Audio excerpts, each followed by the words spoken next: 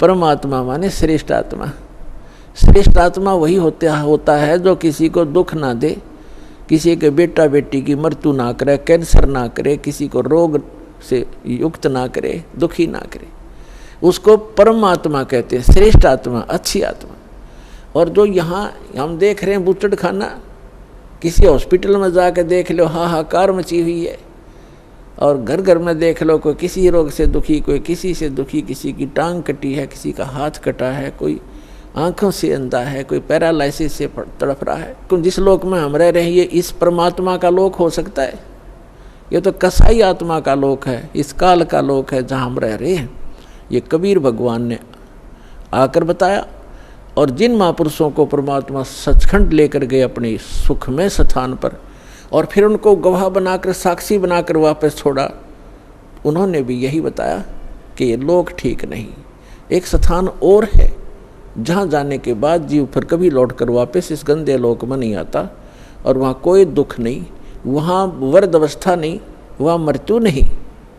अब श्रीमद् भगवद गीता अध्याय नंबर 15 के श्लोक नंबर 17 में कहा है कि उत्तम पुरुष है तो अन्य परमात्मा इति उदाहरत है।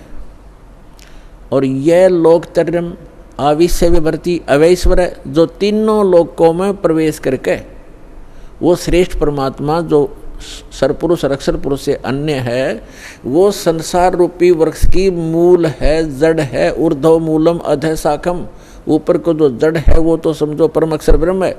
और यह लोक तरम अविश्य विवर्ती, जो तीनों लोकों में प्रवेश करके सबका धारण पोषण करता है। पूरे पेड़ को मूल से ही परवरिश आहार मिलता है, मूल से उसकी परवरिश होती है।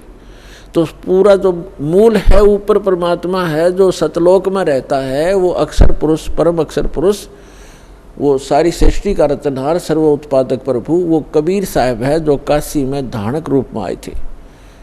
उस परमात्मा ने विधान बना के छोड़ दिया है। उस विधान अनुसार जो चलेगा उसको जैसा भी यहाँ का जो कर्तव्य है, लाभ है, उस अनुसार उसको मिलता रहेगा, उसको उसी प्रकार उसका जन्म मृत्यु होता रहेगा। और इस जन्म मृत्यु से बचने के लिए विधान बनाया है, जो उसको अपनाएगा, उसको अप्लीकेबल कर लेगा, उसका जन्म मृत्यु छूट जाएगा। तो वो जन्म और मृत्यु के छूटने का विधान हमें प्राप्त नहीं हुआ था। परमात्मा ने 600 वर्ष पहले बताने की चेष्टा की, लेकिन हम अशिक्षित होने के कारण हम वंचित रह गए। उसकी पूर्ति करने के लिए परमात्मा ने अब समय दिया है, निर्धारित किया था।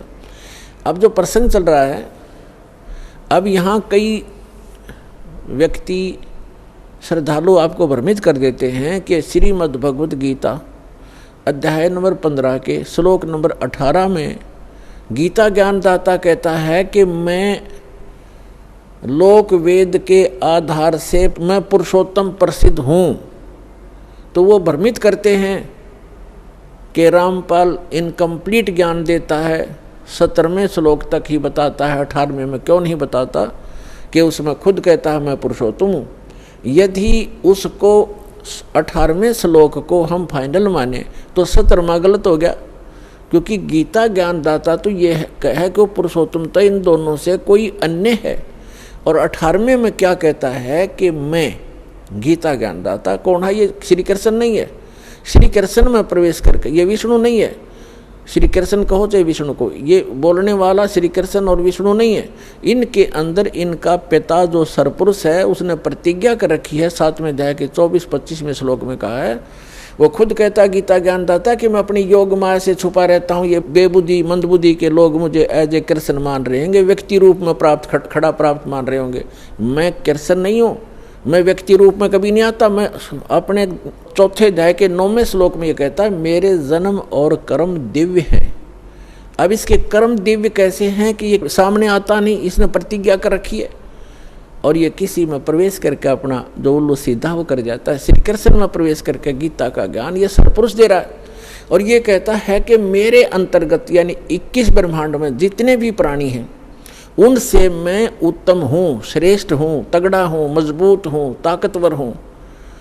इसलिए लोक वेद में मैं पुरुषोत्तम प्रसिद्ध हो रहा हूँ। लोक वेद दंत कथा सुनी सुनाई बातें इस कारण से मैं पुरुषोत्तम हूँ। 15वें अध्याय के 17वें श्लोक में स्पष्ट कर दिया कि उत्तम पुरुष है तू अन्य, वो तो कोई और है, और वही वास्तव में अविनाशी है। दूसरे अध्याय के 17वें श्लोक में कहा है, और दूसरे गीता अध्याय नंबर 2 के श्लोक 12 में, गीता अध्याय नंबर 4 श्लोक 5 और 9 में, गीता अध्याय 10 मंत्र 2 में ये स्पष्ट करता गीता ज्ञानदाता कि मेरे तो जन्म मृत्यु होते हैं, मैं अविनाशी नहीं हूँ। और दूसरे अध्याय के 17वें श्लोक में श्रीमद् भगवद गीता में कहा कि अविनाशी तो उसको जान जिसने सारे ब्रह्मांड की रचना की, जिसे सारा संसार व्याप्त है। उस अविनाशी को मारने के लिए कोई भी सक्षम नहीं है। और अपने विषय में कहता है कि मेरी तेरी जन्म मृत्यु होती रहती है, लेकिन 18वें अध्याय के 62वें श्लोक में कहा कि अर्जुन तू सर्वभाव से उस परमेश्वर की शरण में जा, उसकी कृपा से तू परम शांति को और सनातन परम धाम को प्राप्त होगा। और श्रीमद् भगवद गीता अध्याय नंबर 15 के श्लोक नंबर 1 से 4 का आशय ये सारांश है कि उल्टा लटका हुआ संसार रूपी वृक्ष है, ऊपर को पूर्ण परमात्मा है, वो सबका धारण पोषण करने वाला, जिससे सबकी उत्पत्ति हुई है, सर्व उत्पादक प्रभु है, ऊपर सतलोक में रहता है, वो संसार रूपी वृक्ष की जड़ है। और अक्षर पुरुष ये तना है, सरपुरुष ये काल जो गीता का ज्ञान दे रहा श्री कृष्ण में प्रवेश करके, ये एक शाखा है, एक मोटी डार है, आगे 3 शाखा है, ब्रह्मा विष्णु महेश समझो, और पात रूप संसार। तो ये स्वयं बताना चाहता है। फिर गीता अध्याय नंबर 15 के श्लोक नंबर 1 से 4 का सारांश है कि उल्टा लटका हुआ संसार रूपी वृक्ष है, और जो इन सभी विभागों को बताता है, जैसे चौथे अध्याय के 32 और 34 श्लोक में बताया है कि सच्चिदानंद घन ब्रह्मणे, यानी ब्रह्मणे मुखे, ब्रह्मणे माने सच्चिदानंद घन ब्रह्म के मुख से उच्चरित वाणी में ये तत्व ज्ञान विस्तार से कहा गया है। जो यज्ञों के बारे में, यज्ञ माने धार्मिक अनुष्ठानों के विषय में जो जानकारी है विस्तार से कही गई है। और चौथे अध्याय के 34वें श्लोक में कहा कि उस ज्ञान को तत्वदर्शी संतों से जाकर समझ।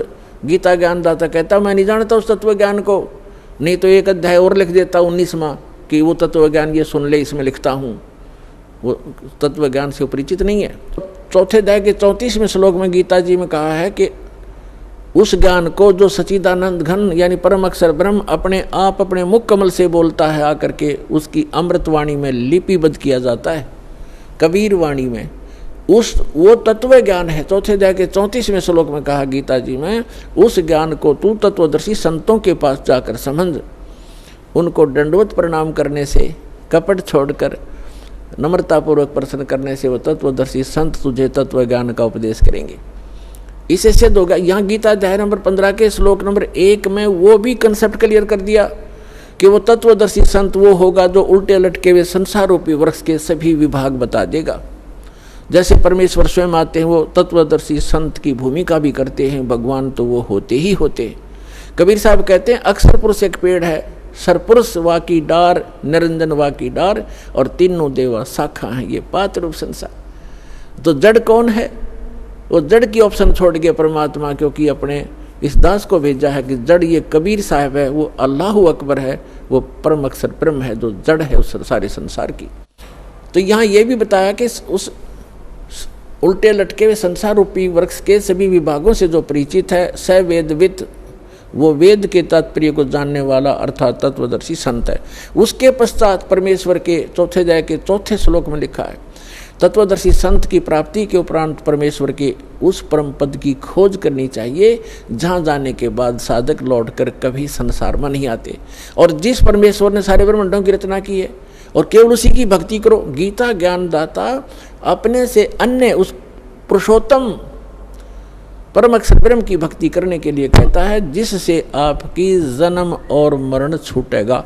7वें अध्याय के 29वें श्लोक में गीता ज्ञानदाता कहता है कि मेरे इस ज्ञान का जो आश्रय कर लेता है, यानी तत्वदर्शी संत की जो खोज कर लेता है और तत्व ज्ञान से जो परिचित हो जाता है, जरा मरण मोक्षाय यतन माम आश्रित यतंती ते ये तत्ब्रह्म विदु कृष्णम अध्यात्म अखिल च कर्मम कर्मम च अखिलम।